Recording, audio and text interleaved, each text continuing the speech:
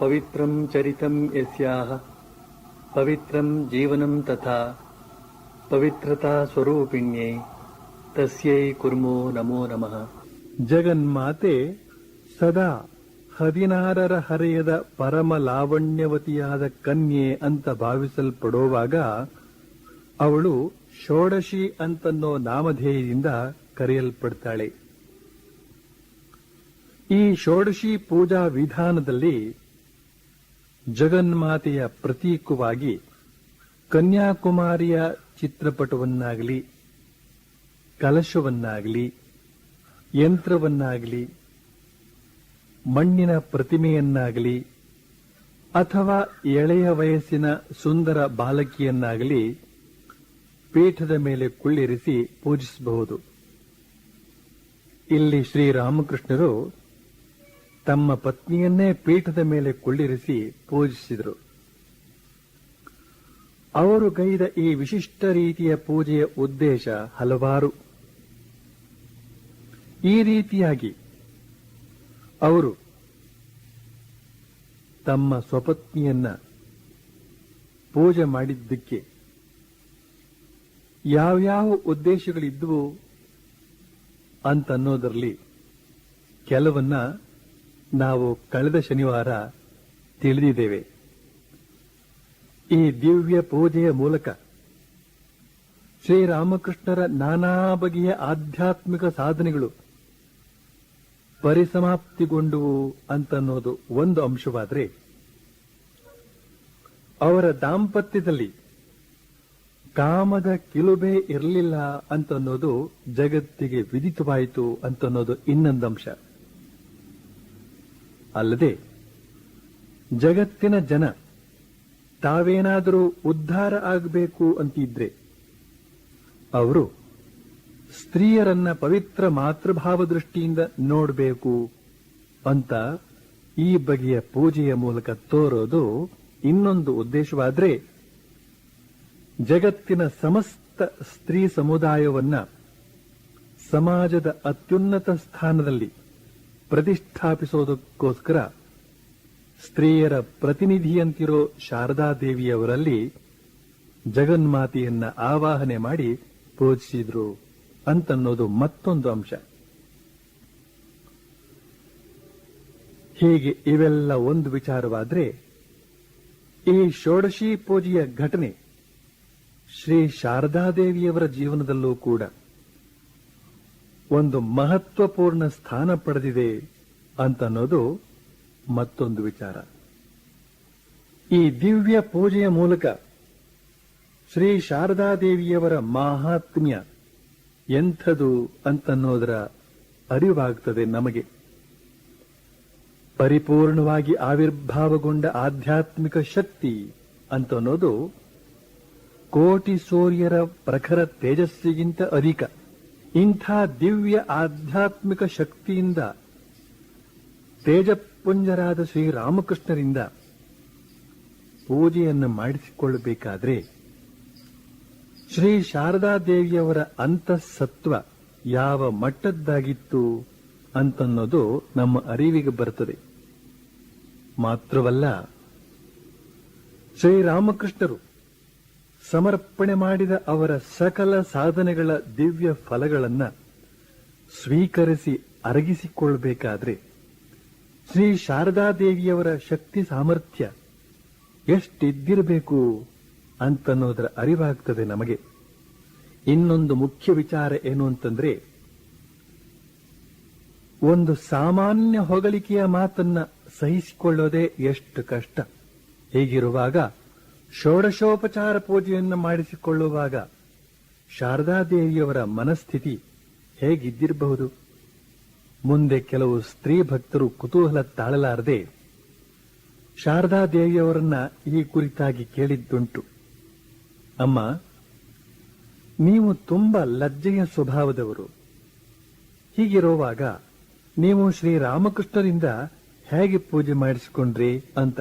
ಅದಕ್ಕೆ ಶಾರದಾದೇವಿಯವರು ಸಹಜವಾಗಿ ಹೇಳಿದ್ರು, ಆಗ ನಾನು ನಾನಾಗಿರ್ಲಿಲ್ಲ ಅಂತ. ನಾನು ನಾನಾಗಿರ್ಲಿಲ್ಲ ಅಂದ್ರೆ ಇನ್ಯಾರಾಗಿರಬಹುದು? ಇನ್ಯಾರು?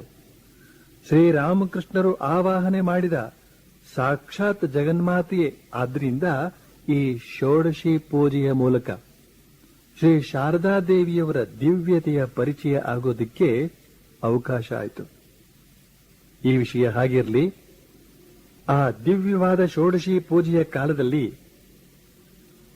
ಶ್ರೀ ಶಾರದಾದೇವಿಯವರು ಭಾವೋನ್ಮತ್ತರಾಗಿ ಶ್ರೀರಾಮಕೃಷ್ಣರು ಮಾಡಿದ ಪೂಜೆಯನ್ನ ಸ್ವೀಕರಿಸಿದರು ಹಾಗೂ ಅವರ ಸಕಲ ಸಾಧನೆಗಳ ಫಲಗಳನ್ನೂ ಸ್ವೀಕರಿಸಿದರು.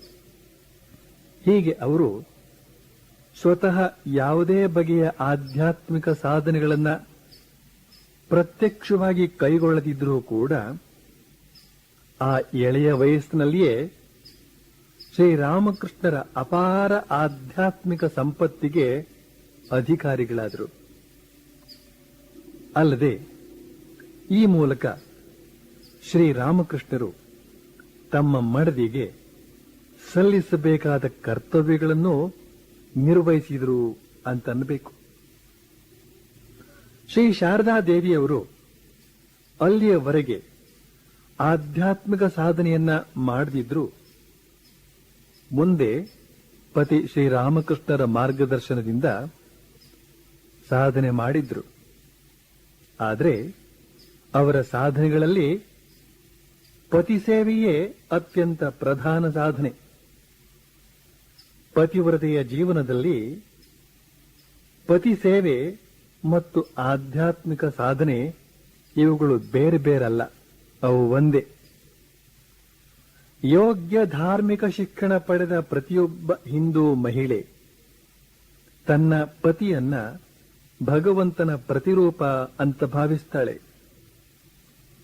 ಸದ್ಭಾವನೆಯಿಂದ ಹಾಗೂ ನಿಷ್ಕಾಮ ಭಾವನೆಯಿಂದ ಮಾಡಿದ ಪತಿ ಸೇವೆಯೇ ತನ್ನ ಆತ್ಮೋನ್ನತಿಗೆ ಸಾಧಕ ಆಗುತ್ತದೆ ಅಂತನ್ನೋದು ಅವಳ ದೃಢ ವಿಶ್ವಾಸ. ಮಹಾಭಾರತದಲ್ಲಿ ವರ್ಣಿತವಾದ ಪತಿಸೇವಾ ನಿರತೆಯೊಬ್ಬಳ ಕತೆ ಈ ಭಾವನೆಯನ್ನ ಪುಷ್ಟೀಕರಿಸುತ್ತದೆ. ಆ ಕಥೆಯಲ್ಲಿ ಅರಣ್ಯದ ಏಕಾಂತದಲ್ಲಿದ್ದುಕೊಂಡು ಸಾಧನಾ ನಿರತನಾದ ಒಬ್ಬ ತಪಸ್ವಿಯೂ ಕೂಡ ಏರಲಾರದ ಆಧ್ಯಾತ್ಮಿಕ ಉನ್ನತಿಯನ್ನ ಒಬ್ಬಳು ಸಾಮಾನ್ಯ ಗೃಹಿಣಿ ತನ್ನ ಪತಿಯ ಹಾಗೂ ಅತ್ತೆ ಮಾವಂದಿರ ಸೇವೆಯಿಂದಲೇ ಸಿದ್ಧಿಸಿಕೊಂಡಳು ಅಂತ ವರ್ಣನೆ ಇದೆ.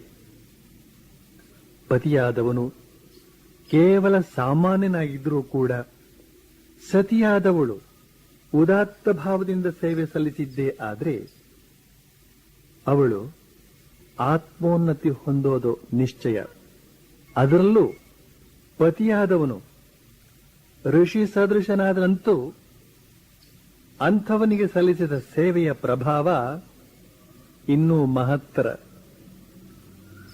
ಅವನ ಪವಿತ್ರ ಸನ್ನಿಧಿಯಲ್ಲಿ ಇದ್ದುಕೊಂಡು ಅವನ ದಿವ್ಯ ವ್ಯಕ್ತಿತ್ವವನ್ನೇ ಚಿಂತಿಸ್ತಾ ಪರಮ ಪ್ರೀತಿಯಿಂದ ಅವನಿಗೆ ಸೇವೆ ಮಾಡೋದರ ಮೂಲಕ ಅವನ ಆಧ್ಯಾತ್ಮಿಕ ಅನುಭವದಲ್ಲಿ ಸಹಭಾಗಿಯಾಗೋ ಸುಯೋಗ ಬಂದೇ ಬರ್ತದೆ. ಮಾತ್ರವಲ್ಲ, ಅವನ ಆತ್ಮೋನ್ನತಿಯ ಮಟ್ಟಕ್ಕೆ ಏರೋ ಸಾಮರ್ಥ್ಯವೂ ಬರುತ್ತದೆ. ಶ್ರೀಮಾತೆಯವರಿಗೆ ಲಭಿಸಿದ ಸೇವೆಯ ಸೌಭಾಗ್ಯ ಈ ಬಗೆಯದ್ದು. ಅವರು ಸೇವಿಸಿದ ವ್ಯಕ್ತಿಯನ್ನ ಕೇವಲ ಸಂತ ಅಂತ ಕರೆಯಬಹುದೇನೋ? ಇಲ್ಲ, ಅವರು ದೇವಮಾನವ ಶ್ರೀರಾಮಕೃಷ್ಣ. ಅವರ ಶುದ್ಧ ಜೀವನ, ಪ್ರಬುದ್ಧ ಭಾವನೆ ಇವು ಆಧ್ಯಾತ್ಮ ಶಕ್ತಿಯ ಒಂದು ಬೃಹತ್ ತರಂಗವನ್ನೇ ಎಬ್ಬಿಸಿತ್ತು. ಆ ಪಾವನ ತರಂಗದಲ್ಲಿ ಮಿಂದವರು ಪುನೀತರಾಗೋದೊಂದು ಅತಿಶಯೋಕ್ತಿಯೇನಲ್ಲ. ಅವತಾರ ಪುರುಷನ ಸಾಮೀಪ್ಯವೇ ಒಂದು ಸುಯೋಗ. ಅವನ ಶುದ್ಧ ಚಾರಿತ್ರ್ಯದ ಧ್ಯಾನ, ಚಿಂತನ, ಮನನ ಇನ್ನೊಂದು ಸುಯೋಗ. ಈ ಬಗೆಯಿಂದ ಆ ಜಾಗೃತ ಚೇತನನಲ್ಲಿ ತಾದಾತ್ಮ್ಯ ಹೊಂದೋದೇ ಮಹಾಯೋಗ. ಅವನ ದಿವ್ಯ ವ್ಯಕ್ತಿತ್ವವನ್ನ ಧ್ಯಾನಿಸ್ತಾ ಧ್ಯಾನಿಸ್ತಾ ಮನಸ್ಸು ದೇಹ ಬುದ್ಧಿಯನ್ನ ಬಿಟ್ಟು ಮೇಲೇರ್ತದೆ, ಅಂತರ್ಮುಖವಾಗುತ್ತದೆ. ಯಾವ ಜಂಜಾಟಕ್ಕೂ ಸಿಲುಕಿಕೊಳ್ಳದೆ, ಯಾವ ಅಡೆತಡೆಗಳು ಇಲ್ಲದೆ ಮನಸ್ಸು ಆತ್ಮಸ್ಥವಾಗುತ್ತದೆ. ಪ್ರತಿಯೊಬ್ಬ ಅವತಾರ ಪುರುಷನೂ ಕೂಡ ಒಂದು ನವನೂತನ ಸಾಧನಾ ವಿಧಾನವನ್ನ ತೋರಿಸಿ ಹೋಗ್ತಾನೆ ಅಂತನ್ನೋದು ಈ ದೃಷ್ಟಿಯಿಂದಲೇ. ಈ ನೂತನ ವಿಧಾನವನ್ನ ಅಭ್ಯಾಸ ಮಾಡೋದಕ್ಕೆ ಶಾರದಾ ದೇವಿಯವರಿಗೆ ಈ ಸದವಕಾಶ ಸಿಕ್ಕಿದೆ. ದೇವಮಾನವ ಶ್ರೀರಾಮಕೃಷ್ಣರ ಸಾಮೀಪ್ಯ, ಅವರ ಸೇವೆ, ತನ್ಮೂಲಕ ಆ ದಿವ್ಯ ಚೇತನದಲ್ಲಿ ತಾದಾತ್ಮ್ಯ ಹೊಂದೋ ಸದವಕಾಶ. ಆದರೆ ಮಾಡಿದ ಸೇವೆ ಆಧ್ಯಾತ್ಮಿಕ ಶಕ್ತಿಯಾಗಿ ಪರಿವರ್ತಿತವಾಗಬೇಕಾದ್ರೆ ಭಕ್ತಿಯುತ ಭಗವದ್ ಧ್ಯಾನದ ನೆರವು ಬೇಕು. ಭಾವರಹಿತ ಸೇವಾ ಕಾರ್ಯ ಕೇವಲ ಶುಷ್ಕ, ಬರೇ ಯಾಂತ್ರಿಕ. ಸೇವೆ ಸಾರ್ಥಕವಾಗಬೇಕಾದ್ರೆ, ಅದರಿಂದ ಶಕ್ತಿ ಉತ್ಪನ್ನವಾಗಬೇಕಾದ್ರೆ ಅದರೊಂದಿಗೆ ಪ್ರೀತಿಯುತ ಸದ್ಭಾವನೆಯ ಸಹಯೋಗ ಬೇಕು. ಇಂಥ ಸದ್ಭಾವನೆ ಭಗವದ್ ಧ್ಯಾನದಿಂದ ಮಾತ್ರ ಲಭ್ಯ. ಶ್ರೀರಾಮಕೃಷ್ಣರು ಶಾರದಾದೇವಿಯವರಿಗೆ ನೀಡಿದ ಆಧ್ಯಾತ್ಮಿಕ ಶಿಕ್ಷಣದಲ್ಲಿ ಭಕ್ತಿ ಸಾಧನೆ ಮತ್ತು ಭಗವದ್ ಧ್ಯಾನ ಇವುಗಳಿಗೆ ಪ್ರಧಾನ ಸ್ಥಾನ. ಭಗವದ್ ದರ್ಶನಕ್ಕೆ ಉಜ್ವಲ ವೈರಾಗ್ಯ ಬೇಕು, ಪರಮ ವ್ಯಾಕುಲತೆ ಬೇಕು. ಈ ಗುಣಗಳಿಗೆಲ್ಲ ಶ್ರೀರಾಮಕೃಷ್ಣರೇ ಆಶ್ರಯ. ಈ ಗುಣಗಳೆಲ್ಲ ಶ್ರೀರಾಮಕೃಷ್ಣರ ಜೀವನದಲ್ಲಿ ಪೂರ್ಣಕ್ಕೆ ಪೂರ್ಣ ವಿಕಾಸಗೊಂಡದ್ದನ್ನ ಅವರ ಜೀವನದಲ್ಲಿ ನಾವು ಕಾಣಬಹುದು. ಅವುಗಳನ್ನ ಶಾರದಾದೇವಿಯವರು ತಮ್ಮದನ್ನಾಗಿ ಮಾಡಿಕೊಂಡ್ರಾಯ್ತು. ವ್ಯಾಕುಲತೆಯಿಂದ ಭಗವಂತನನ್ನ ಕರೆಯೋದಕ್ಕೆ ಎಲ್ರಿಗೂ ಸಮಾನವಾದ ಅಧಿಕಾರ ಇದೆ. ಶ್ರೀರಾಮಕೃಷ್ಣರು ಈ ಮಾತನ್ನ ಷೋಡಶಿ ಪೂಜೆಗೆ ಮೊದಲೇ ಶಾರದಾದೇವಿಯವರಿಗೆ ಹೇಳಿದ್ರು. ನೋಡು, ಚಂದಮಾಮ ಎಲ್ಲರ ಮಾಮ, ಅಂತೆಯೇ ಭಗವದ್ವಸ್ತು ಸಕಲರ ಸೊತ್ತು. ಆದ್ರಿಂದ ಪ್ರತಿಯೊಬ್ಬನಿಗೂ ಅವನನ್ನ ಕರೆಯೋದಕ್ಕೆ ಅಧಿಕಾರ ಇದೆ. ಹೀಗೆ ಕರೆದವರು ಅವನ ದರ್ಶನ ಪಡೆದು ಪಾವನರಾಗ್ತಾರೆ.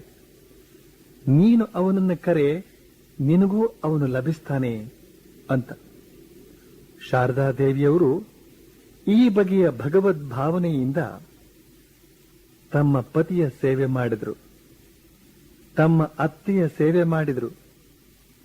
ಅವರ ಸೇವೆಯಲ್ಲಿ ಎಂಥ ಒಂದು ಹೃತ್ಪೂರ್ವಕತೆ ಇತ್ತು, ಎಂಥ ಒಂದು ನಿಷ್ಠೆ ಇತ್ತು ಅಂತನ್ನೋದಕ್ಕೆ ಒಂದು ಸಣ್ಣ ಉದಾಹರಣೆ ಕೊಡಬಹುದು. ಅವರ ಅತ್ತೆ ಚಂದ್ರಮಣಿ ದೇವಿ ಮುದುಕಿಯಾಗಿದ್ದಾಳೆ, ಮೈಯಲ್ಲಿ ನಿಶ್ಶಕ್ತಿ, ಆದ್ರಿಂದ ಸುಲಭವಾಗಿ ಓಡಾಡೋದಕ್ಕೆ ಸಾಧ್ಯ ಇರಲಿಲ್ಲ. ಅವಳು ಎಲ್ಲದಕ್ಕೂ ಶಾರದಾದೇವಿಯವರ ನೆರವನ್ನೇ ನೆಚ್ಚಿಕೊಂಡಿದ್ಲು. ಅವಳು ತಮ್ಮನ್ನೇ ನೆಚ್ಚಿಕೊಂಡಿದ್ದಾಳೆ ಅಂತನ್ನೋದು ಶಾರದಾದೇವಿಯವರಿಗೂ ಚೆನ್ನಾಗಿ ಗೊತ್ತಿತ್ತು. ಆದ್ರಿಂದ ಅತ್ತೆ ಏನಾದರೂ ಕರೆದ್ರೆ ಶಾರದಾದೇವಿಯವರು ಅವಳ ಬಳಿಗೆ ಓಡಿ ಬರ್ತಿದ್ರು. ಇದನ್ನು ನೋಡಿ ಅವರು ಇದೇ ತರಹ ಎಚ್ಚರಿಕೆ ಇಲ್ಲದೆ ಓಡಿದ್ರೆ ಒಂದು ದಿನ ಬಾಗಿಲು ದಾರಂದಕ್ಕೆ ತಲೆ ಹೊಡೆಯೋದೇ ಖಂಡಿತ ಅಂತ ಯಾರಾದರೂ ಅವರಿಗೆ ಎಚ್ಚರಿಕೆ ಹೇಳಿದ್ರೆ ಅವ್ರು ಹೇಳ್ತಿದ್ರು, ತಲೆಗೆ ತಾಯಿದ್ರೆ ಏನಂತೆ, ಈಗ ಅವರು ಹಿರಿಯರು, ಅಲ್ಲದೆ ಅವರು ನನ್ನ ತಾಯಿಗೆ ಸಮ. ಪಾಪ, ಅವರಿಗೆ ವಯಸ್ಸಾಗಿದೆ. ನಾನು ಬೇಗ ಬೇಗ ಅವರ ಬಳಿಗೆ ಹೋಗದಿದ್ರೆ ಅಲ್ಲಿ ಅವರಿಗೆ ಅನಾನುಕೂಲ ಆಗೋದಿಲ್ವೇ? ಆದ್ರಿಂದ ಅವರು ಕರೆದ ತಕ್ಷಣ ನಾನು ಅವರ ಬಳಿಗೆ ಓಡ್ತೇನೆ ಅಂತ. ಇಲ್ಲಿ ಶಾರದಾ ದೇವಿಯವರು ತಮಗೆ ಒದಗಬಹುದಾದ ಯಾವ ಅನಾನುಕೂಲತೆಗಳನ್ನು ಲೆಕ್ಕಿಸದೆ ಅತ್ತೆಯ ನೆರವಿಗೆ ಆಗಲಿ ಪತಿಯ ಸೇವೆಗೆ ಆಗಲಿ ಉತ್ಸಾಹದಿಂದ ಧಾವಿಸೋ ಅವರ ಮನೋಭಾವವನ್ನ ನಾವು ಗುರುತಿಸಬೇಕು. ಪ್ರೀತಿಯ ಪತಿಯ ಸೇವೆಗೆ ಪತ್ನಿಯಾದವಳು ಉತ್ಸಾಹದಿಂದ ಮುಂದಾದ್ರೆ ಆಶ್ಚರ್ಯವೇನಿಲ್ಲ. ಆದರೆ ಮುದಿ ಅತ್ತೆಯ ಸೇವೆಗೆ ತಾನು ತಕ್ಷಣ ಒದಗಿ ಬರಬೇಕು, ಅವಳಿಗೆ ಬೇಕಾದ್ದನ್ನ ತಕ್ಷಣ ಮಾಡಿಕೊಡ್ಬೇಕು ಅನ್ನೋ ಉತ್ಸಾಹದಿಂದ ಸೊಸೆಯಾದವಳು ಮುಂದೆ ಬಂದ್ರೆ ಆಶ್ಚರ್ಯವಲ್ವೇ ನಮಗೆಲ್ಲ? ಶ್ರೀ ಶಾರದಾ ದೇವಿಯವರು ಈ ಬಗೆಯ ಉತ್ಸಾಹದಿಂದ, ಈ ಬಗೆಯ ನಿಷ್ಠೆಯಿಂದ ಅತ್ತೆಯ ಸೇವೆಯನ್ನು ಮಾಡಿದ್ರು, ಪತಿಯ ಸೇವೆಯನ್ನು ಮಾಡಿದ್ರು. ಹೀಗೆ 1 ವರ್ಷ ಕಳೆಯಿತು. ಈ ಹೊತ್ತಿಗೆ ಶಾರದಾ ದೇವಿಯವರು ಕಾಯಿಲೆ ಬಿದ್ರು. ಶ್ರೀರಾಮಕೃಷ್ಣರು ತಮ್ಮ ಭಕ್ತನಾದ ಶಂಭುನಾಥ ಮಲ್ಲಿಕನ ಮೂಲಕ ಚಿಕಿತ್ಸೆ ನಡೆಸಿದ್ರು. ಈ ಶಂಭುನಾಥ ಮಲ್ಲಿಕ ಅಂತನ್ನೋ ಭಕ್ತ ಮಥುರಾನಾಥ ವಿಶ್ವಾಸನ ಮರಣ ನಂತರ ಶ್ರೀರಾಮಕೃಷ್ಣರಿಗೆ ಬೇಕಾದ್ದನ್ನೆಲ್ಲ ಒದಗಿಸಿಕೊಟ್ಟು ಸೇವೆ ಮಾಡಿದ. ಶ್ರೀರಾಮಕೃಷ್ಣರೇ ಹೇಳೋ ಹಾಗೆ ಅವರ 4 ಜನ ರಸದ್ದಾರರಲ್ಲಿ ಈತ ಒಬ್ಬ. ಇವನು ಪ್ರಸಾದ್ ಬಾಬು ಅಂತನ್ನೋ ಒಬ್ಬ ಪ್ರಸಿದ್ಧ ವೈದ್ಯನನ್ನ ಕರೆಯಿಸಿ ಶಾರದಾ ದೇವಿಯವರಿಗೆ ಚಿಕಿತ್ಸೆ ನಡೆಸಿದ. ಆದರೆ ಏನೂ ಉಪಯೋಗವಾಗಲಿಲ್ಲ. ಇದನ್ನು ನೋಡಿ ಶಾರದಾ ದೇವಿಯವರು ಯೋಚಿಸಿದ್ರು, ಈ ಸ್ಥಿತಿಯಲ್ಲಿ ತಮ್ಮಿಂದ ಇಲ್ಲಿರುವವರಿಗೆ ಯಾವ ಸಹಾಯವೂ ಇಲ್ಲ, ಮಾತ್ರವಲ್ಲ ಅವರೆಲ್ಲ ತಮ್ಮ ಕಾಯಿಲೆಯ ಕುರಿತಾಗಿ ಕಾತರಗೊಳ್ಳೋ ಹಾಗೆ ಆಗುತ್ತದೆ. ಆದ್ರಿಂದ ತಾವು ತವರು ಮನೆಯಲ್ಲಿ ಕೆಲವು ಕಾಲ ಇದ್ದು ಆಮೇಲೆ ಹಿಂತಿರುಗಿ ಬರೋದಾಗಿ ಯೋಚಿಸಿ ಜಯರಾಮ್ ಬಾಟಿಗೆ ಹೊರಟರು. ಷೋಡಶಿ ಪೂಜೆ ಮುಗಿದು 1 ವರ್ಷದ ಮೇಲೆ ಶಾರದಾ ದೇವಿಯವರು ಇದೀಗ ಜಯರಾಮ್ ಬಾಟಿಗೆ ಬಂದಿದ್ದಾರೆ. ಸುಮಾರು 1 ವರ್ಷ ಕಾಲ ಇಲ್ಲಿದ್ದಿರಬಹುದು. ಈ ಅವಧಿಯಲ್ಲಿ 2 ದುಃಖಕರ ಘಟನೆಗಳು ನಡೆದವು. ಕಾಮಾರಪುರದಲ್ಲಿ ರಾಮಕೃಷ್ಣರ ಅಣ್ಣ ರಾಮೇಶ್ವರ ದೇವರ ಪಾದ ಸೇರಿದ. ಹೀಗೆ ಶಾರದಾ ದೇವಿಯವರ ಅತ್ತೆಯ ಮನೆ ಯಜಮಾನರಿಲ್ಲದ ಮನೆಯಾಯಿತು.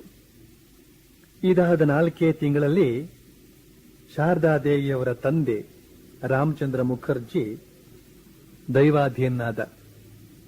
ಈತ ಬಹುದೊಡ್ಡ ರಾಮಭಕ್ತ. ಇವನ ಕಿಂಚಿತ್ ಸಂಪಾದನೆಯಿಂದ ಸಂಸಾರ ನಡೀತಿತ್ತು. ಈಗ ಈ ಮರಣದಿಂದಾಗಿ ಮನೆಯವರೆಲ್ಲ ಅಕ್ಷರಶಃ ನಿರ್ಗತಿಕರಾದರು. ಶಾರದಾ ದೇವಿಯವರು ಹಿರಿಯ ಮಗಳಾದ್ರಿಂದ ತಂದೆಯ ಅಪಾರ ಪ್ರೀತಿಗೆ ಪಾತ್ರರಾಗಿದ್ರು. ಈಗ ಅಂತಹ ತಂದೆ ಇಲ್ಲದಾದಾಗ ಇನ್ನು ಅವರಿಗೆ ಆ ಮನೆಯಲ್ಲಿ ಇರೋದಕ್ಕಾಗಲಿಲ್ಲ. ಮನಸ್ಸಿಗೆ ಕೊಂಚ ನೆಮ್ಮದಿಯನ್ನು ತಂದುಕೊಳ್ಳೋದಕ್ಕಾಗಿ, ಆ ದುಃಖದ ವಾತಾವರಣದಿಂದ ದೂರವಾಗೋದಕ್ಕಾಗಿ ದಕ್ಷಿಣೇಶ್ವರಕ್ಕೆ ಬಂದುಬಿಟ್ರು. ಈ ಪರಿಸ್ಥಿತಿಯಲ್ಲಿ ಶ್ಯಾಮಸುಂದರಿ ದೇವಿ ತನ್ನ ಮಕ್ಕಳನ್ನ ಸಾಕೋ ಸ್ಥಿತಿಯಲ್ಲಿ ಇರಲಿಲ್ಲ. ತುಂಬಾ ಅಸಹಾಯ ಪರಿಸ್ಥಿತಿಗೆ ಗುರಿಯಾದರು. ಆದರೂ ಕಷ್ಟಪಟ್ಟು ದುಡಿದಾದರೂ ಸಂಸಾರ ನಡೆಸೋಣ ಅಂತ ನೆರೆಕರೆಯ ಶ್ರೀಮಂತರ ಮನೆಯ ಭತ್ತ ತಂದು ಕುಟ್ಟಿ ಅಕ್ಕಿ ತಯಾರಿಸಿ ಆ ಮೂಲಕ ಒಂದಿಷ್ಟು ಸಂಪಾದಿಸೋ ಪ್ರಯತ್ನ ಮಾಡಿದ್ರು. ಆದರೆ ಆ ಸಂಪಾದನೆ ಎಷ್ಟೊಂದು ಅತ್ಯಲ್ಪ ಅಂತಂದ್ರೆ ಅದು ಅವಳ ಮಕ್ಕಳ ಊಟಕ್ಕೆ ಸಾಲುತ್ತಿರಲಿಲ್ಲ. ಇನ್ನು ವಿದ್ಯಾಭ್ಯಾಸ ಹೇಗೆ ಕೊಡಿಸಲಿ? ಶ್ಯಾಮಸುಂದರಿ ದೇವಿ ಬೇರೆ ಉಪಾಯ ಕಾಣದೆ ತನ್ನ ಎಲ್ಲ ಮಕ್ಕಳನ್ನು ನೆರೆ ಗ್ರಾಮದಲ್ಲಿರೋ ಬಂಧುಗಳ ಮನೆಗಳಲ್ಲಿ ಬಿಟ್ಟು ಬಂದಳು. ಒಬ್ಬೊಬ್ಬ ಬಂಧು ಒಬ್ಬೊಬ್ಬ ಹುಡುಗನನ್ನ ಸಾಕಿ ಕೊಡೋ ಹಾಗೆ ವ್ಯವಸ್ಥೆ ಮಾಡಬೇಕಾಯಿತು. ಪುಣ್ಯಕ್ಕೆ ಆ ಬಂಧುಗಳು ಇವಳ ಕಷ್ಟ ಕಾಲದಲ್ಲಿ ನೆರವು ನೀಡೋದಕ್ಕೆ ಮುಂದೆ ಬಂದದ್ದು ದೊಡ್ಡ ಮಾತು. ಹೀಗೆ ಇತ್ತ ಜಯರಾಂಬಾಟಿಯಲ್ಲಿ ಇವರಿಗೆಲ್ಲ ಕಷ್ಟದಿಂದ ಒಂದು ವ್ಯವಸ್ಥೆ ಅಂತ ಆಯಿತು. ಆದರೆ ಅತ್ತ ದಕ್ಷಿಣೇಶ್ವರಕ್ಕೆ ಹೋದ ಶಾರದಾದೇವಿಯವರು ಪುನಃ ಕಾಯಿಲೆ ಬಿದ್ರು.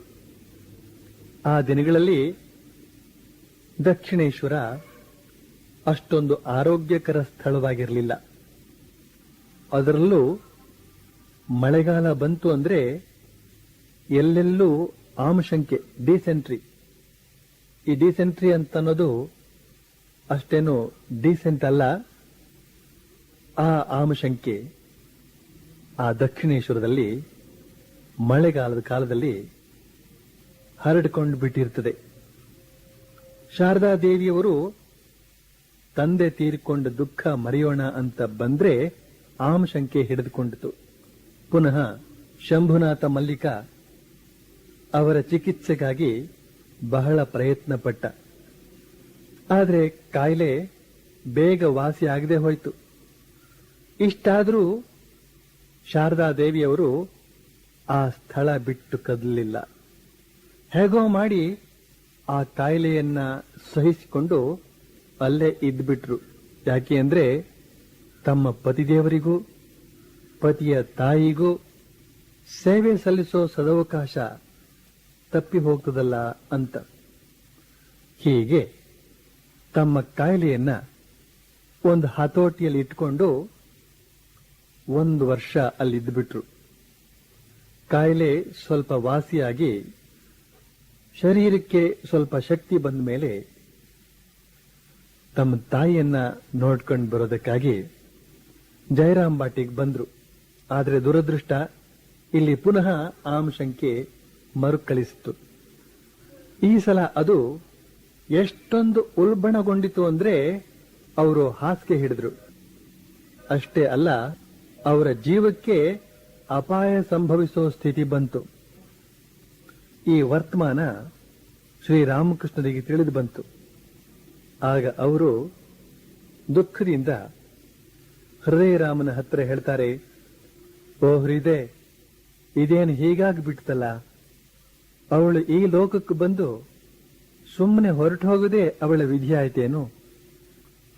ಮನುಷ್ಯ ಜನ್ಮಕ್ಕೆ ಯೋಗ್ಯವಾದ ಏನನ್ನೂ ಮಾಡೋದಕ್ಕಿಲ್ಲದ ಹಾಗೆ ಆಯ್ತೇನು ಅಂತ ಹೀಗೆ ತಮ್ಮ ದುಃಖವನ್ನು ವ್ಯಕ್ತಪಡಿಸ್ತಾರೆ. ಶ್ರೀರಾಮಕೃಷ್ಣರು ಪಡೋ ಈ ದುಃಖದಲ್ಲಿ ಎಂಥ ನಿಸ್ವಾರ್ಥತೆ ಇದೆ ಅನ್ನೋದನ್ನ ಮಾನವ ಜನಾಂಗ ಭಾವಿಸಿ ನೋಡಬೇಕು. ತಮ್ಮ ಪತ್ನಿ ತಮ್ಮ ಕಣ್ಣೆದುರಿಗೆ ಅಕಾಲ ಮರಣಕ್ಕೆ ಗುರಿಯಾದ್ರೆ ತಮ್ಮನ್ನು ನೋಡ್ಕೊಳ್ಳೋರು ಯಾರು, ತಮಗೆ ಅಡಿಗೆ ಮಾಡಿ ಹಾಕೋರು ಯಾರು ಅಂತನ್ನೋ ಈ ಸ್ವಾರ್ಥ ದೃಷ್ಟಿಯಿಂದ ದುಃಖಿಸಲಿಲ್ಲ ಅವರು. ಮನುಷ್ಯ ಜನ್ಮಕ್ಕೆ ಯೋಗ್ಯವಾದ ಏನನ್ನೋ ಮಾಡದೆ ಮರಣಕ್ಕೆ ಗುರಿಯಾಗೋ ಹಾಗಾಯ್ತಲ್ಲ ಅಂತ ದುಃಖಿಸಿದ್ರು. ಮನುಷ್ಯ ಜನ್ಮಕ್ಕೆ ಯೋಗ್ಯವಾದ ಕರ್ತವ್ಯ ಯಾವುದದು? ಅವರೇ ಹೇಳಿದ ಹಾಗೆ ಭಗವಂತನ ಸಾಕ್ಷಾತ್ಕಾರವೇ ಆ ಕರ್ತವ್ಯ. ಹಾಗಾದ್ರೆ ಈ ಕರ್ತವ್ಯವನ್ನ ಶಾರದಾದೇವಿಯವರು ರಾಮಕೃಷ್ಣರ ಕೃಪೆಯಿಂದ ಮಾಡಿ ಮುಗಿಸಿದಾರಲ್ಲ. ಸ್ವಯಂ ಜಗನ್ಮಾತೆಯೇ ಅವರೊಳಗೆ ಆವಿರ್ಭಾವ ಆಗೋ ಹಾಗೆ ಆಗಿದೆಯಲ್ಲ. ಭಗವದ್ ಆನಂದವನ್ನ ತೃಪ್ತಿಯಾಗುವಷ್ಟು ಅನುಭವಿಸಿದಾರಲ್ಲ. ಇನ್ಯಾವ ಕರ್ತವ್ಯ ಇದೆ ಅವರ ಪಾಲಿಗೆ ಅಂತ ಕೇಳಬಹುದು. ಆದ್ರೆ ಶ್ರೀರಾಮಕೃಷ್ಣರ ಅಭಿಪ್ರಾಯವೇ ಬೇರೆ. ಶಾರದಾದೇವಿಯವರಿಂದ ಕೇವಲ ಅಷ್ಟು ಮಾತ್ರವನ್ನೇ ಅಪೇಕ್ಷಿಸಿದ್ದಲ್ಲ ಅವರು. ಶಾರದಾದೇವಿಯವರು ಮನುಷ್ಯ ಜನ್ಮ ತಳೆದು ಬಂದು ಇತರ ಮಾನವರ ಹಿತಕ್ಕಾಗಿಯೂ ಕೂಡ ದುಡಿಯುವಂತಾಗಬೇಕು ಅಂತನ್ನೋದು ರಾಮಕೃಷ್ಣರ ಅಭಿಪ್ರಾಯ.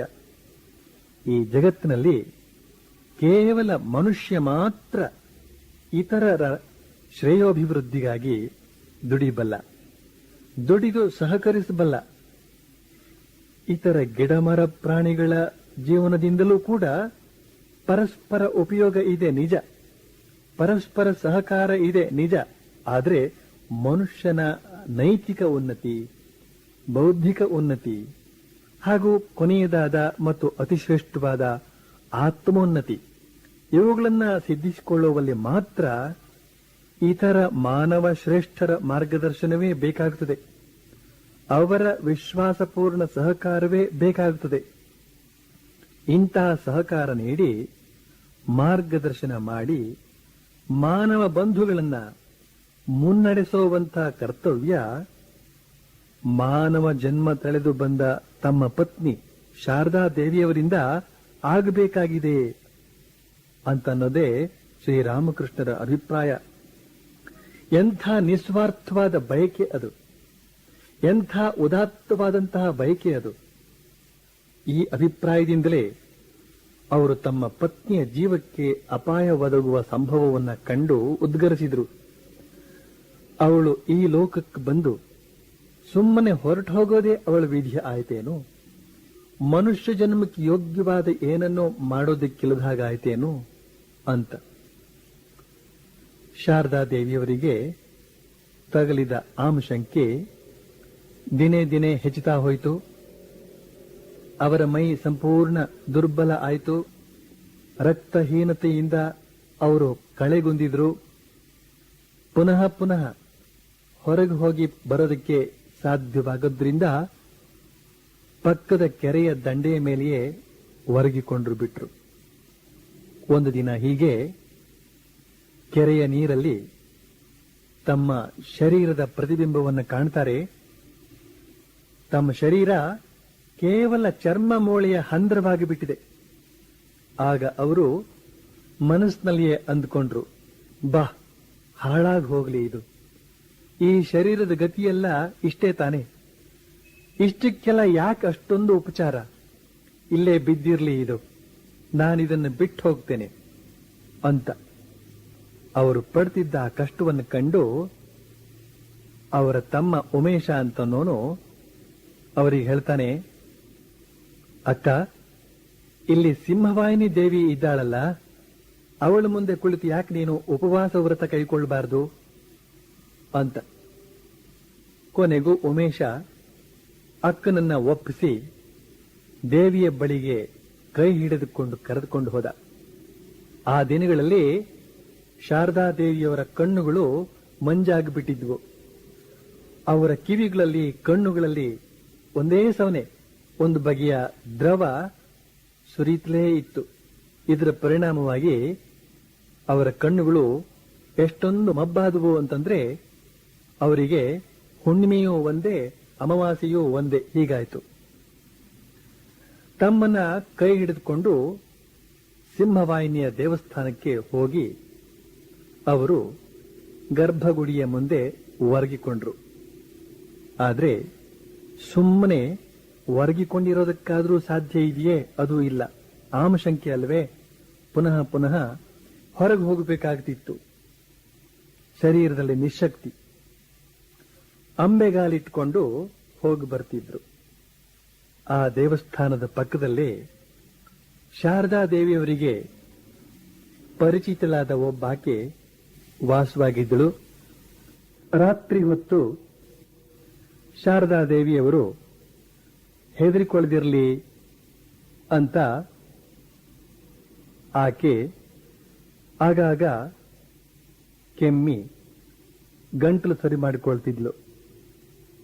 ಹೀಗೆ ಕೆಲ ಹೊತ್ತು ಕಳೆದ ಮೇಲೆ ಸಿಂಹವಾಹಿನಿ ದೇವಿ ಸುಮಾರು 12-13 ವರ್ಷದ ಕಮ್ಮಾರಗಿತ್ತಿ ಹುಡುಗಿಯ ರೂಪದಲ್ಲಿ ಶಾರದಾ ದೇವಿಯವರ ತಾಯಿಗೆ ಸ್ವಪ್ನ ದರ್ಶನ ಕೊಟ್ಟು ಹೇಳ್ತಾಳೆ, ಹೋಗು ಹೋಗು, ಬೇಗ ಹೋಗು, ಹೋಗಿ ಅವಳನ್ನ ಎಬ್ಬಿಸಿ ಕರೆದುಕೊಂಡು ಬಾ, ಅವಳಿಗೆ ಈ ಔಷಧ ಕೊಡು, ಇದರಿಂದ ಅವಳಿಗೆ ಖಂಡಿತವಾಗಿಯೂ ವಾಸಿಯಾಗುತ್ತೆ ಅಂತ.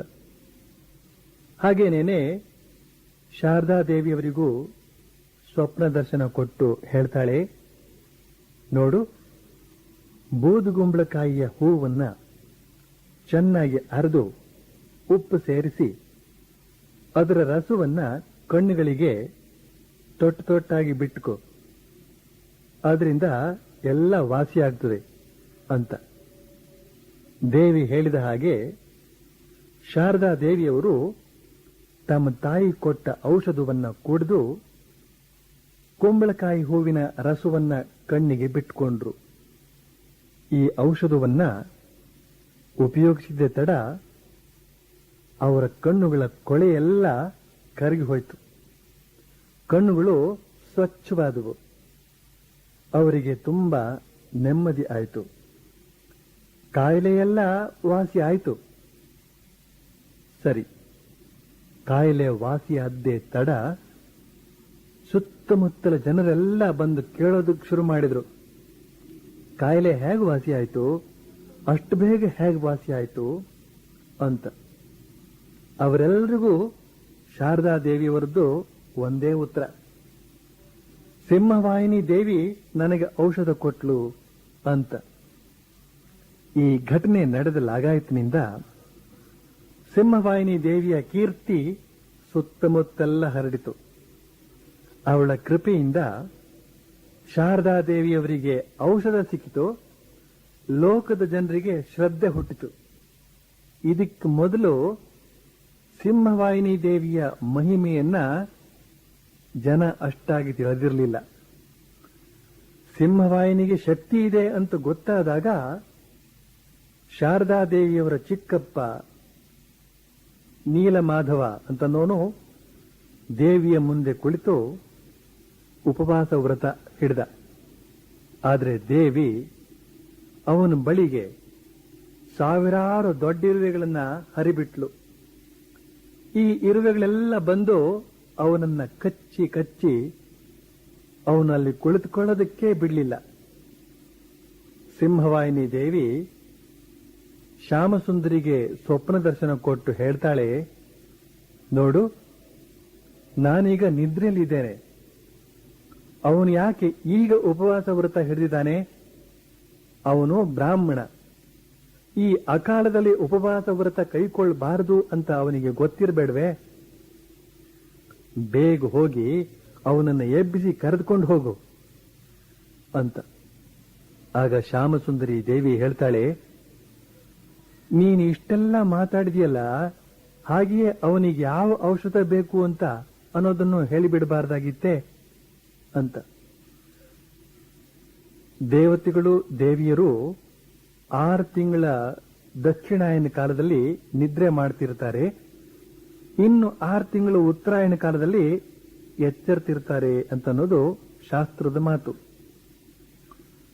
ಶ್ಯಾಮಸುಂದರಿಯ ಭಾವಮೈದ ಅಂದ್ರೆ ಶಾರದಾ ದೇವಿಯವರ ಚಿಕ್ಕಪ್ಪ ಬ್ರಾಹ್ಮಣ ಆದ್ರಿಂದ ಈ ಅಕಾಲದಲ್ಲಿ ವ್ರತ ಹಿಡಿಯಬಾರದಾಗಿತ್ತು ಅಂತ ದೇವಿ ಅವನ ಮೇಲೆ ಇರುವೆಗಳನ್ನು ಹರಿಬಿಟ್ಟದ್ದಲ್ಲದೆ ಶ್ಯಾಮಸುಂದರಿಯ ಹತ್ತಿರವೂ ಹೇಳ್ತಾಳೆ, ಎಬ್ಬಿಸಿ ಕರೆದುಕೊಂಡು ಬಾ ಅವನನ್ನ ಅಂತ. ಆದ್ರೆ ಶ್ಯಾಮಸುಂದರಿಯ ಧೈರ್ಯ ನೋಡಿ. ಅವಳು ಹಳ್ಳಿಯ ಅನಕ್ಷರಸ್ಥ ಹೆಂಗಸಾದ್ರೂ ದೇವಿಯನ್ನ ಹೇಗೆ ಧೈರ್ಯದಿಂದ ಹೇಳ್ತಾಳೆ, ನೀನು ಇಷ್ಟೆಲ್ಲ ಮಾತಾಡಿದವಳು, ಹಾಗೆಯೇ ಆ ಔಷಧ ಯಾವುದು ಅಂತ ಅನ್ನೋದನ್ನ ಒಂದು ಮಾತಿನಲ್ಲಿ ಹೇಳಿಬಿಡಬಹುದಾಗಿತ್ತಲ್ಲ ಅಂತ. ಆದ್ರೆ ಅದಕ್ಕೆ ದೇವಿ ಏನೂ ಉತ್ತರ ಕೊಡದೆ ಮಾಯವಾಗಿ ಬಿಟ್ಲು. ಅದ್ಯಾಕೆ ಹಾಗೆ ಉತ್ತರ ಕೊಡದೆ ಮಾಯವಾದ್ಲು ಅಂತ ಕೇಳಿದ್ರೆ ಉತ್ತರ ಹೇಳುವವರು ಯಾರು? ಬಹುಶಃ ದೇವಿಯೇ ಹೇಳಿದ ಹಾಗೆ ಅದು ಅವಳ ನಿದ್ರೆಯ ಸಮಯ ಆದ್ರಿಂದ ಶ್ಯಾಮಸುಂದರಿ ಪ್ರತಿಪ್ರಶ್ನೆ ಕೇಳಿ ಮುಗಿಯೋ ಹೊತ್ತಿಗೆ ದೇವಿಗೆ ನಿದ್ರೆ ಹತ್ತಿರಬೇಕು. ಅಥವಾ ಇವೆಲ್ಲ ದೇವಿಯ ಇಚ್ಛೆ ಅಂತ ತಿಳಿದು ನಾವು ಸುಮ್ಮನಿರಬೇಕು. ನಮಗಿಂತ ಅಧಿಕ ಶಕ್ತಿಯವರ ಮುಂದೆ ನಾವು ಸುಮ್ಮನಿರಲೇಬೇಕಾಗುತ್ತದೆ. ಶಕ್ತಿವಂತರ ಮುಂದೆ ಅಧಿಕ ಪ್ರಶ್ನೆಗಳೆಲ್ಲ ಅಧಿಕ ಪ್ರಸಂಗ ಅಂತ ಅನಿಸಿಕೊಳ್ಳುತ್ತವೆ. ಅಂತೂ ಶಾರದಾ ದೇವಿಯವರು ಆ ಹುಚ್ಚು ಕಾಯಿಲೆಯಿಂದ ಹತಾಶೆಗೊಳ್ಳೋ ಪರಿಸ್ಥಿತಿ ಬಂದಾಗ ಸಿಂಹವಾಹಿನಿಯಲ್ಲಿ ಮಾಡಿದ ಶರಣಾಗತಿ ಪವಾಡದಂತೆ ಕೆಲಸ ಮಾಡಿತು. ಅವರ ಕಾಯಿಲೆ ವಾಸಿಯಾಗಿ ನವಜೀವನ ಬಂತು. ಮನುಷ್ಯ ಎಂತಹ ಘೋರ ಕಷ್ಟಕ್ಕೆ ಗುರಿಯಾದರೂ ಕೂಡ ಇನ್ನೆಲ್ಲ ಮುಗಿದೇ ಹೋಯಿತು ಅಂತನ್ನೋ ಸ್ಥಿತಿಗೆ ಸಿಕ್ಕಿಕೊಂಡ್ರೂ ಕೂಡ ಭಗವತ್ ಶಕ್ತಿ ಅಂತನ್ನೋದು ಮಧ್ಯೆ ಪ್ರವೇಶಿಸಿ ಅವನನ್ನ ಮೇಲೆತ್ತಬಲ್ಲದು ಅಂತನ್ನೋದಕ್ಕೆ ಈ ಘಟನೆಯೇ ಒಂದು ಉದಾಹರಣೆ. ಇದನ್ನ ಎಲ್ಲರೂ ಅವಲಂಬಿಸಿ ಜಯಶಾಲಿಗಳಾಗೋದಕ್ಕೆ ಸಾಧ್ಯವಾಗದೇ ಇರಬಹುದು. ಆದರೆ ದೃಢ ಮನಸ್ಸಿನವರು ಈ ಪ್ರಯೋಗ ಮಾಡಿ ಪ್ರಯೋಜನ ಪಡೆಯಬಹುದು ಅಂತನ್ನೋದರಲ್ಲಿ ಸಂಶಯ ಇಲ್ಲ. ಯಾರಾದರೊಬ್ಬರು ಮಹಾನುಭಾವರು ತಮ್ಮ ಹೃತ್ಪೂರ್ವಕ ಪ್ರಾರ್ಥನೆ ಶರಣಾಗತಿಯ ಮೂಲಕ ಯಾವುದಾದರೂ ದೇವತೆಯನ್ನ ಸಂತೋಷಪಡಿಸಿದ್ದೇ ಆದರೆ ಹಾಗೆ ಸಂತೋಷಗೊಂಡು ಪ್ರಸನ್ನವಾದ ದೇವತೆಯನ್ನ ಸಾಮಾನ್ಯರು ಅಂತನಿಸಿಕೊಳ್ಳೋ ಇತರ ಜನ ತಮ್ಮ ಅಲ್ಪ ಪ್ರಾರ್ಥನೆಯಿಂದಲೇ ಆ ದೇವತೆಯ ಕೃಪೆಗೆ ಪಾತ್ರರಾಗಬಹುದು. ಹೇಗೆ ಶಕ್ತಿ ಇರೋರೊಬ್ಬರು ಬಾವಿ ತೋಡಿಸಿದ್ರೆ ನೂರಾರು ಜನ ಬಾಯಾರಿಕೆ ಹಿಂಗಿಕೋಬಹುದೋ, ಬಾಯಾರಿಕೆಯನ್ನ ನೀಗಿಕೋಬಹುದೋ, ಹಾಗೆ ಶ್ರೀ ಶಾರದಾ ದೇವಿಯವರಿಗೆ ತಮ್ಮ ಗ್ರಾಮ ದೇವತೆ ಸಿಂಹವಾಹಿನಿಯ ಮೇಲೆ ಅತಿಶಯ ಭಕ್ತಿ ಇತ್ತು.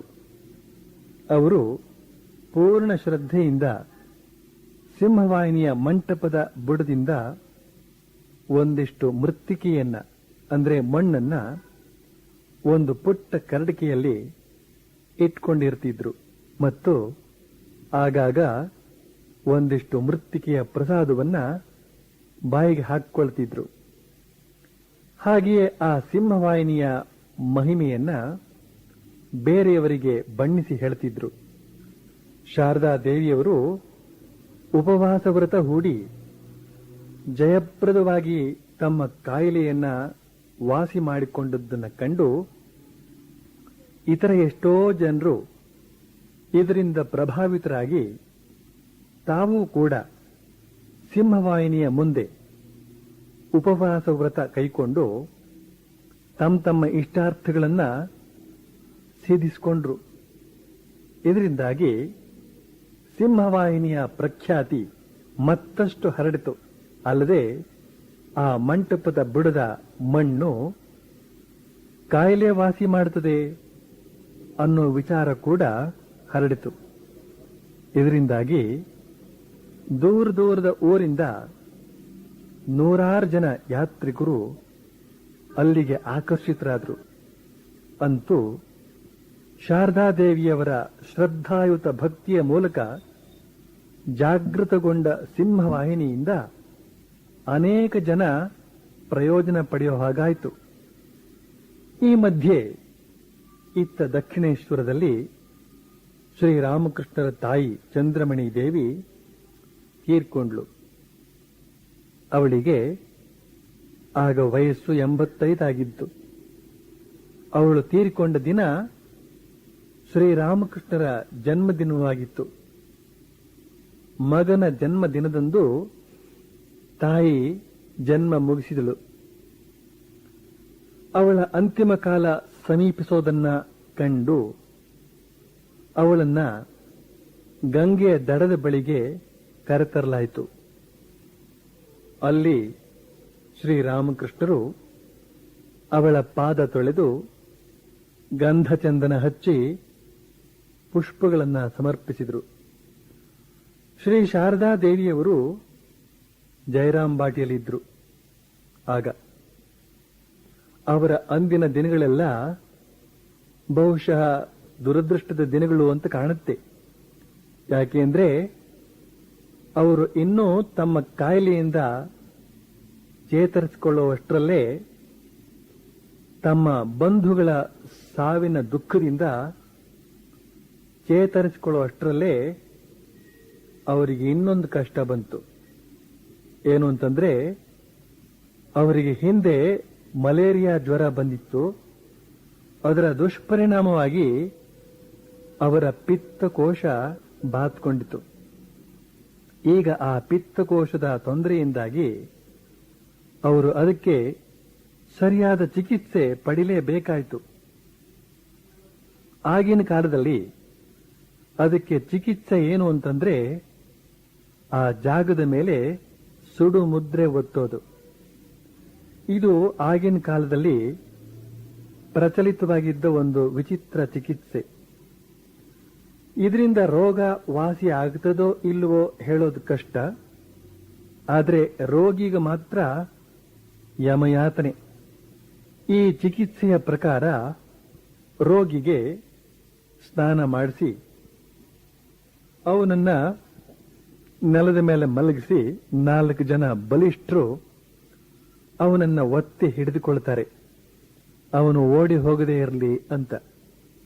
ಆಮೇಲೆ ವೈದ್ಯ ಅಂತನೋನು ಬೋರೆ ಗಿಡದ ಕೊಂಬೆಯನ್ನ ಅಗ್ಗಿಷ್ಟಿಕೆಯಲ್ಲಿ ಇಟ್ಟು ಕಾಯಿಸ್ತಾನೆ. ಆಮೇಲೆ ರೋಗಿಯ ಹೊಟ್ಟೆಯಲ್ಲಿ ಪಿತ್ತಕೋಶ ಇರೋ ಜಾಗದ ಮೇಲೆ ಬಾಳೆ ಎಲೆ ಇಟ್ಟು ಬಾಳೆ ಎಲೆಯ ಮೇಲೆ ಈ ಕೆಂಪಗೆ ಉರಿಯೋ ಬೋರೆ ಕೊಂಬೆಯಿಂದ ಉಜ್ಜುತ್ತಾನೆ. ಆಗ ಆ ಎಲೆಯೂ ಸುಟ್ಟು ಒಳಗಡೆ ಇರೋ ಚರ್ಮವೂ ಸುಟ್ಟು ಆ ನೋವನ್ನು ತಾಳಲಾರದೆ ರೋಗಿ ಒಂದೇ ಸವನೆ ಕಿರ್ಚಾಡ್ತಾನೆ, ಅರ್ಚಿಕೊಳ್ತಾನೆ. ಶ್ರೀರಾಮಕೃಷ್ಣರಿಗೂ ಅವರ ಊರಲ್ಲಿ ಈ ಬಗೆಯ ಚಿಕಿತ್ಸೆ ಆಗಿತ್ತು ಅಂತ ಹೇಳ್ತಾರೆ. ಶ್ಯಾಮಸುಂದರಿ ದೇವಿ ಹಿಂದೆ ಮಗಳು ಶಾರದಾ ದೇವಿಯವರನ್ನ ಊರಿನ ಶಿವ ದೇವಾಲಯಕ್ಕೆ ಕರೆದುಕೊಂಡು ಹೋಗಿದ್ದಾಗ ಅಲ್ಲಿ ಅನೇಕರು ಈ ಬಗೆಯ ಚಿಕಿತ್ಸೆಯನ್ನ ಮಾಡಿಸಿಕೊಳ್ತಿದ್ರು. ಅವರ ಅವಸ್ಥೆಯನ್ನ, ಅವರ ಅರಚಾಟವನ್ನ ಶಾರದಾ ದೇವಿಯವರು ನೋಡಿದ್ರು. ಇಂದು ಅವರಿಗೂ ಅಂಥ ಸಂದರ್ಭ ಬಂದುಬಿಟ್ಟಿದೆ. ಅವರು ಸ್ನಾನ ಮಾಡಿ ಆ ಸ್ಥಳಕ್ಕೆ ಹೋದ್ರು. ಕೆಲವು ಜನ ಅವರನ್ನ ಹಿಡಿದುಕೊಳ್ಳೋದಕ್ಕೆ ಮುಂದಾದರು. ಆದರೆ ಶಾರದಾ ದೇವಿಯವರು ಹೇಳಿದ್ರು, ನನ್ನನ್ನು ಯಾರು ಹಿಡಿದುಕೊಳ್ಳಬೇಕಾಗಿಲ್ಲ, ನಾನು ಸುಮ್ಮನೆ ಶಾಂತವಾಗಿ ಒರಗಿಕೊಳ್ತೇನೆ ಅಂತ. ಆ ವಿಚಿತ್ರ ಚಿಕಿತ್ಸೆ ನಡೆಯಿತು. ಶಾರದಾ ದೇವಿಯವರು ಶಾಂತವಾಗಿಯೇ ಆ ಯಾತನೆಯನ್ನ ಸಹಿಸಿಕೊಂಡ್ರು. ಅವರ ಪಿತ್ತಕೋಶ ಸುಧಾರಿಸಿತು, ಆರೋಗ್ಯವಂತರಾದರು. ಆದರೆ ಅವರ ಈ ಪಿತ್ತಕೋಶ ಈ ಚಿಕಿತ್ಸೆಯಿಂದಲೇ ಸುಧಾರಿಸ್ತೋ ಅಥವಾ ದೇವರ ದಯೆಯಿಂದ ಸುಧಾರಿಸ್ತೋ ನಿರ್ದಿಷ್ಟವಾಗಿ ಹೇಳೋದು ಕಷ್ಟ. ಅಂತೂ ಈ ಚಿಕಿತ್ಸೆ ನಡೆದ ಮೇಲೆಯೇ ಅವರ ಆರೋಗ್ಯ ಸುಧಾರಿಸಿದ್ರಿಂದ ಈ ಚಿಕಿತ್ಸೆಯೇ ಪರಿಣಾಮ ಬೀರಿದೆ ಅಂತ ತಿಳಿದುಕೋಬೇಕು. ಈ ಘಟನೆಗಳನ್ನೆಲ್ಲ ನೋಡಿದಾಗ ಶಕ್ತಿ ಸ್ವರೂಪಿಣಿಯಾದ ಶಾರದಾದೇವಿಯವರಿಗೂ ಕೂಡ ಇಂತಿಂಥ ಸಂಕಟಗಳು ಬಂದದ್ದನ್ನು ನೋಡಿದಾಗ, ಇಂತಿಂಥ ದುರ್ಭರ ಚಿಕಿತ್ಸೆಗೆ ಗುರಿಯಾಗಬೇಕಾದ್ದನ್ನ ನೋಡಿದಾಗ ನಮಗೆಲ್ಲ ಅನ್ನಿಸಬಹುದು, ಅಂಥ ದೈವಿ ವ್ಯಕ್ತಿಗಳಿಗೆ ಹೀಗೆಲ್ಲ ಯಾಕಾಗಬೇಕು ಅಂತ. ಆದರೆ ಇಂದು ಶಾರದಾದೇವಿಯವರ ಇಡೀ ಜೀವನವನ್ನು ಓದಿ ಅಧ್ಯಯನ ಮಾಡಿದಂತಹ ಪ್ರತಿಯೊಬ್ಬ ಮನುಷ್ಯ ಎಂಥ ಮನಃಶಾಂತಿಯನ್ನು ಪಡೆಯುತ್ತಿದ್ದಾನೆ, ಎಂಥ ತೃಪ್ತಿ ಸಮಾಧಾನ ಹೊಂದುತ್ತಿದ್ದಾನೆ ಅನ್ನೋದನ್ನ ಗಮನಿಸಿದಾಗ ಆ ಪ್ರಶ್ನೆಗಳಿಗೆಲ್ಲ ಉತ್ತರ ಸಿಗ್ತದೆ. ಈ ಜಗತ್ತಿಗೆ ಶರೀರಧಾರಿಯಾಗಿ ಬಂದ ಯಾರೇ ಆಗಲಿ ಸುಖ ದುಃಖ, ಲಾಭ ನಷ್ಟ, ಜಯ ಅಪಜಯಗಳನ್ನ ಎದುರಿಸಲೇಬೇಕು. ಆದರೆ ವಿವೇಕಿಯಾದವನು ಇವುಗಳನ್ನೆಲ್ಲ ಸಹಜ ಭಾವದಿಂದ ಸ್ವೀಕರಿಸಿ ಎದುರಿಸ್ತಾನೆ. ಅವಿವೇಕಿಯಾದವನು ಸುಮ್ಮನೆ ಗೋಳಾಡ್ತಾನೆ.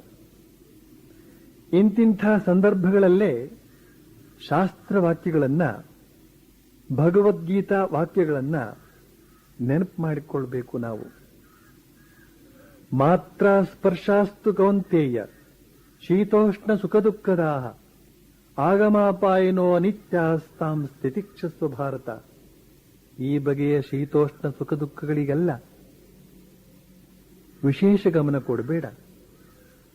ಯಾಕೆಂದ್ರೆ ಈ ಬಗೆಯ ಶೀತೋಷ್ಣ ಸುಖ ದುಃಖಗಳೆಲ್ಲ ಬರ್ತಾ ಇರುತ್ತವೆ, ಹೋಗ್ತಾ ಇರುತ್ತವೆ.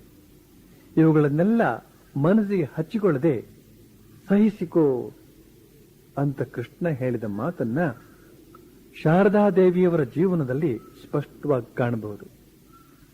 ಅಲ್ಲದೆ ಭಗವದ್ಗೀತೆಯ ಭಕ್ತಿಯೋಗದ ಕೊನೆಯ 5-6 ಶ್ಲೋಕಗಳನ್ನು ಈ ಸಂದರ್ಭದಲ್ಲಿ ನೆನಪು ಮಾಡಿಕೊಳ್ಳಬೇಕು. ಅಲ್ಲಿ ಮನುಷ್ಯ ಭಗವಂತನ ಪ್ರೀತಿಗೆ ಪಾತ್ರನಾಗಬೇಕಾದ್ರೆ ಹೇಗಿರಬೇಕು ಅಂತ ಅನ್ನೋದರ ಪೂರ್ಣ ವರ್ಣನೆ ಇದೆ. ಶ್ರೀ ಶಾರದಾ ದೇವಿಯವರು ತಮ್ಮ ಅಮೂಲ್ಯ ಜೀವನಾವಧಿಯಲ್ಲಿ ಈ ಎಲ್ಲ ಲಕ್ಷಣಗಳನ್ನು ಕೂಡ ವ್ಯಕ್ತಪಡಿಸಿದ್ದಾರೆ. ಆದ್ರಿಂದಲೇ ಅವರ ಪವಿತ್ರ ಜೀವನವನ್ನ ಅಧ್ಯಯನ ಮಾಡಿದ ಪ್ರತಿಯೊಬ್ಬ ಮನುಷ್ಯ ಶಾಂತಿ, ತೃಪ್ತಿ, ಸಮಾಧಾನ ಹೊಂದ್ತಾನೆ. ಆ ಅದ್ಭುತ ಜೀವನವನ್ನ ಅಧ್ಯಯನ ಮಾಡಿದ ಮಾತ್ರಕ್ಕೆ ಅವನಿಗೆ ಸಾಕ್ಷಾತ್ಕಾರವಾಗದೆ ಹೋಗಬಹುದು. ಆದರೆ ಶಾಂತಿ, ತೃಪ್ತಿ, ಸಮಾಧಾನ ಆಗಿಯೇ ಆಗ್ತದೆ. ಹೇಗೆ ಅಂದ್ರೆ ಅಂಥ ಪರಮ ಪರಿಶುದ್ಧ ಚರಿತ್ರರಾದ ಶಾರದಾದೇವಿಯವರಿಗೆ ಅಂಥಂಥ ಕಷ್ಟಗಳು ಬಂದಿರಬೇಕಾದ್ರೆ ಇನ್ನು ನಾನಾ ಬಗೆಯ ಭಾವದೋಷ, ವಾಗ್ದೋಷ, ಕೃತಿ ದೋಷಗಳಿಂದ ಕೂಡಿದಂತಹ ನನ್ನಂಥವನಿಗೆ ಬರೋ ಕಷ್ಟ ಯಾವ ಲೆಕ್ಕ ಅಂತನ್ನೋ ಭಾವನೆ ಬಂದು ಮನುಷ್ಯ ತಾನು ಯಾವ ಪರಿಸರದಲ್ಲಿದ್ದಾನೋ ಅಲ್ಲೇ ಶಾಂತಿ, ತೃಪ್ತಿ, ಸಮಾಧಾನ ಪಡೆಯುವಂತಾಗ್ತಾನೆ. ಈ ಉದ್ದೇಶದಿಂದಲೇ ಅವತಾರ ಪುರುಷರು ತಮ್ಮ ಮೇಲೆ ತಾವೇ ನಾನಾ ಕಷ್ಟಗಳನ್ನು ತಂದುಕೊಂಡು ಅವುಗಳನ್ನ ಆಧ್ಯಾತ್ಮಿಕ ಭಾವದಿಂದ ಎದುರಿಸಿ ತೋರಿಕೊಡುತ್ತಾರೆ ನಮಗೆ. ಒಂದು ಸಲ ಶ್ರೀ ಶಾರದಾದೇವಿಯವರೇ ಹೇಳಿದ ಮಾತನ್ನ ನಾವು ಈ ಸಂದರ್ಭದಲ್ಲೇ ಒಮ್ಮೆ ನೆನಪು ಮಾಡಿಕೊಳ್ಳೋದು ಒಳ್ಳೆಯದು. ಅವರು ಹೇಳ್ತಾರೆ, ನಾನು ಜನತೆಯ ಮುಂದೆ ಒಂದು ಮಹಾನ್ ಆದರ್ಶವನ್ನ ಇಡೋದಕ್ಕಾಗಿ ಎಷ್ಟು ಮಾಡಬೇಕೋ ಅದಕ್ಕಿಂತ ಎಷ್ಟೋ ಹೆಚ್ಚು ಮಾಡಿ ತೋರಿಸಿದ್ದೇನೆ ಅಂತ. ಈ ದೃಷ್ಟಿಯಿಂದ ನೋಡಿದಾಗ ಶಾರದಾ ದೇವಿಯವರು ಪಟ್ಟ ಕಷ್ಟಗಳೆಲ್ಲ ಎಷ್ಟೊಂದು ಅರ್ಥಪೂರ್ಣವಾಗಿದೆ ಅಂತ ನವನಾಗರಿಕರಾದ ನಮಗೆ ಗೋಚರವಾಗುತ್ತದೆ ಅಂತ ಇಷ್ಟು ಹೇಳಿ ಮುಂದಿನದನ್ನ ಶಾರದಾ ಮಾತೆಯವರ ಕೃಪೆಯಿಂದ ಮುಂದಿನ ಶನಿವಾರ ಹೇಳ್ತೇನೆ. ಓಂ ಪ್ರಿಯತಾಂ ಪುಂಡರೀಕಾಕ್ಷಃ ಸರ್ವಯಜ್ಞೇಶ್ವರೋ ಹರಿಃ ತಸ್ಮಿನ್ ಸ್ತುಷ್ಟೇ ಜಗತ್ತುಷ್ಟಂ ಪ್ರೀಣಿತೆ ಪ್ರೀಣಿತಂ ಜಗತ್. ಹರಿ ಓಂ ತತ್ಸತ್.